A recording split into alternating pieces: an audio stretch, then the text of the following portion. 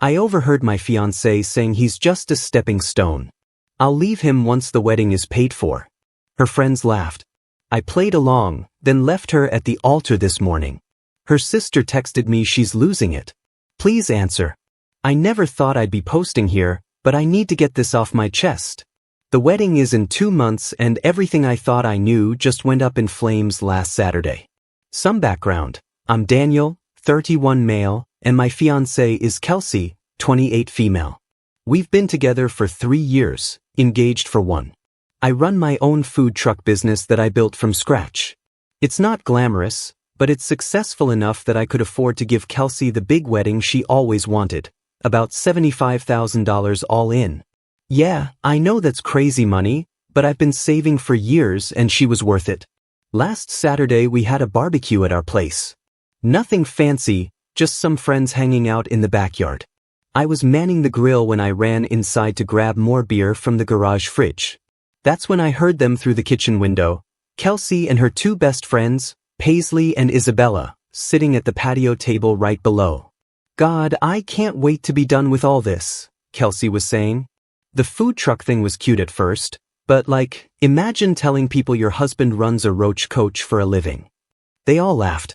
My hands froze on the fridge door. At least he's paying for the whole wedding, Paisley said. That's something. Yeah, and he's not completely horrible to look at, Isabella added. But what's the long-term plan here? Kelsey's voice got lower, but I could still hear every word. He's just a stepping stone, honestly. Once the wedding's paid for and everything's done, I'll give it a year, max. My cousin's a divorce lawyer. She says I could probably get decent alimony since he owns his own business. More giggling. I felt sick to my stomach. You're so bad, Paisley squealed, but smart bad. Did you see his face when you picked that $6,000 dress? Oh my God, yes, Isabella chimed in. He looked like he was going to pass out, but he still said yes because he's desperate to keep me, Kelsey said, and I could hear the eye roll in her voice. Like the other day, he actually suggested we do a food truck catering station at the reception. Can you imagine? I shut that down real quick, told him my dad would be embarrassed. The worst part? Her dad's a mechanic. We've had beers together. He loves my food truck. But seriously, Kelsey continued, 2 more months of playing the perfect bride, then a year of playing house, and I'm out. Maybe I'll meet someone at the country club where we're having the reception. Those membership fees must mean something, right? I stood there for what felt like hours, just listening to them tear apart every aspect of my life. My business, which puts me comfortably in the mid-5 figures, my apartment which I bought with my own money, even the damn engagement ring I spent months saving for. The ring's decent though, Paisley said. You could probably sell it after. Nah, I'll keep it, Kelsey replied. Trophy of my starter marriage. They all burst out laughing again. I don't know how I managed to keep my cool. I grabbed the beers, walked back outside, and kept grilling like nothing happened. Kelsey came over, wrapped her arms around me from behind, something she always does when she wants me to spend money on something, and asked if we could look at videographers. The expensive one she wanted had a cancellation. Whatever you want, babe, I said, and kissed her cheek. She beamed at me, probably thinking she had me wrapped around her finger. If she noticed my hands shaking slightly as I flipped the burgers, she didn't show it. The rest of the party was surreal. I watched her perform, because that's what it was, a performance. The way she'd touch my arm when telling people about our plans, how she'd gush about the food truck business to my friends while shooting knowing looks at Paisley and Isabella. 3 years of memories started rewriting themselves in my head. Here's the thing. I'm not some pushover who's going to cry about this for months. I've spent my life building things from nothing, started my business with a used truck and my grandmother's recipes, learned every lesson the hard way. And now I'm going to teach Kelsey a lesson about underestimating people. I've already started documenting everything, the full wedding expenses all coming from my personal savings, the text messages where she tells her friends about her plans, the venue contract in my name, everything. The wedding's in 2 months. The deposits are mostly refundable up to 30 days before. I've got some ideas about how this is going to play out, but I need to be smart about this, strategic. She wants to play games? Fine. I'll play. But she's about to learn that this stepping stone is actually going to be the rock that sinks her whole plan. I'll update when I can. Right now I need to go look at videographer portfolios with my loving fiancé. Update 1. Hey Reddit, it's been 2 weeks since my last post and things have escalated quickly. Thank you for all the support and advice. I've been carefully documenting everything while pretending everything's normal, and holy, you wouldn't believe what I've discovered. Last night was the breaking point. I was sitting in our kitchen when Kelsey started FaceTiming with Paisley, completely forgetting I was there because she had her AirPods in. The conversation I overheard made my blood boil. God, Daniel is so clueless, Kelsey laughed. He just transferred another $88,000 for the catering deposit. Can you believe this idiot actually sold his project car to pay for my dream wedding? I kept quiet, recording everything on my phone. Then she dropped this bomb. Once this is done, I'll have the perfect Instagram wedding to launch my influencer career.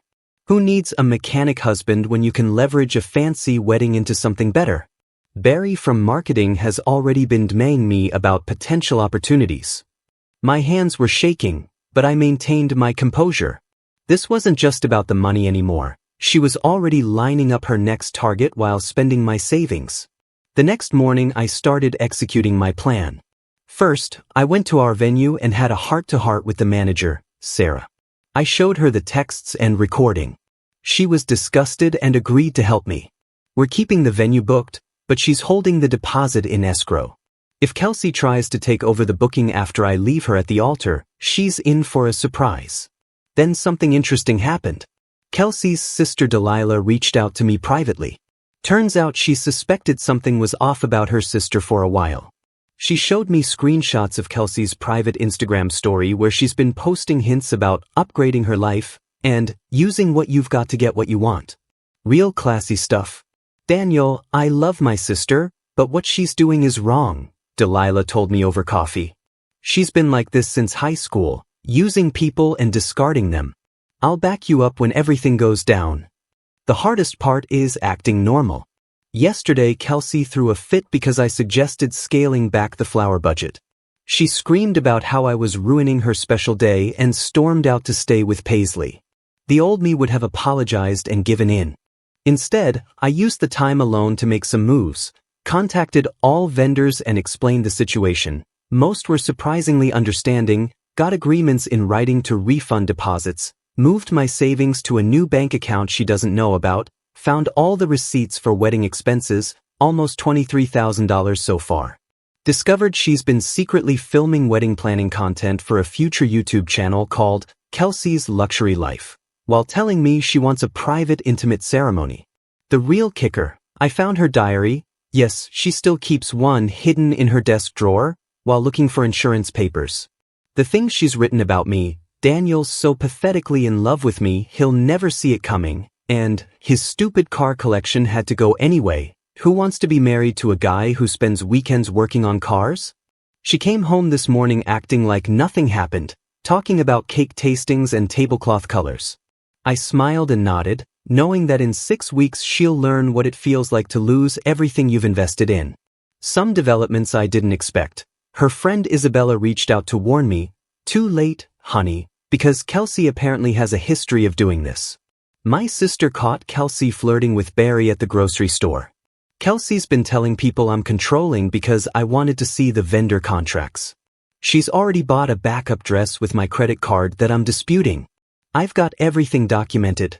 Photos, videos, screenshots, receipts. The wedding's still on track as far as she knows, but I've got something special planned for the big day.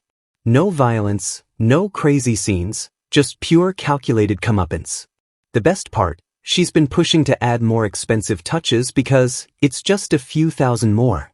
Little does she know, those contracts are in her name now. When I don't show up, she is on the hook for every penny. I've stopped wearing my engagement ring when she's not around. It's a small thing, but it helps remind me that I'm almost free. 6 more weeks of playing the eager groom, then she'll learn what happens when you mistake kindness for weakness. Thanks for letting me vent, Reddit. Next update will probably be after the wedding. Wish me luck. I'm going to need it to keep my cool until then. This morning was surreal. I woke up at 6 a.m., made coffee, and sent the mass text I'd prepared weeks ago. A simple video compilation of Kelsey's conversations with Paisley and Isabella discussing their stepping stone plan, followed by screenshots of their group chat where they joked about upgrading to richer guys after the wedding. I sent it to both our families, the wedding party, and our closest friends. Then I turned off my phone and went to the gym. By the time I got back home around 9 a.m., all hell had broken loose.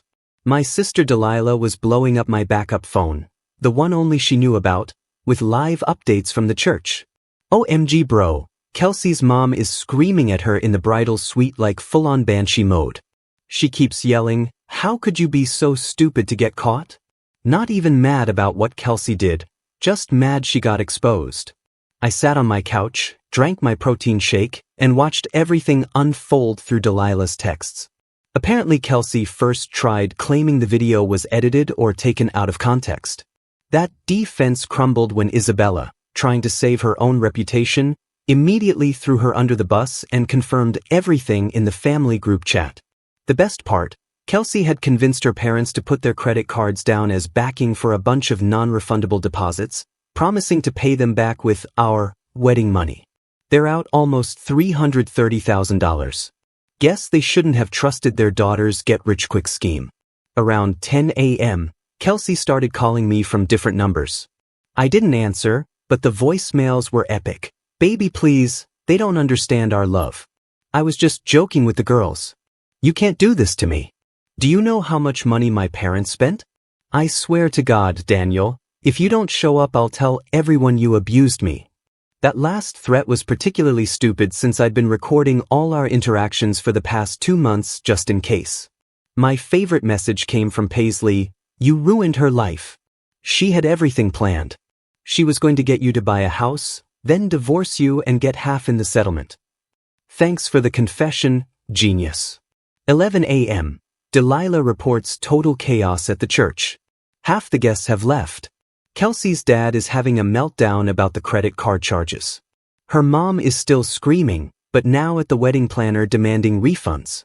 Isabella and Paisley tried to sneak out but got cornered by Kelsey's aunts who are apparently very invested in the family's reputation in their community. The best moment, Kelsey in her $7,000 dress that I secretly canceled the payment for last week, running out to the parking lot screaming my name, mascara running down her face. She tried to drive to my house but forgot her car was at the salon. Had to watch her bridesmaids awkwardly pile her giant dress into an Uber. Delilah got it all on video. I did feel a tiny bit bad for the guests who'd traveled far, so I'd arranged for the reception venue to serve the food anyway, just as a regular lunch, no wedding stuff. Most people actually went and apparently had a great time gossiping about what happened. The open bar probably helped. It's now 6 p.m. My phone has 145 missed calls, mostly from Kelsey's family. Her sister keeps texting that Kelsey's totally breaking down and needs closure. Yeah, well, I needed a faithful fiancé, not a gold digger planning to rob me blind. The only slight hiccup, Kelsey's cousin Barry showed up at my house trying to act tough.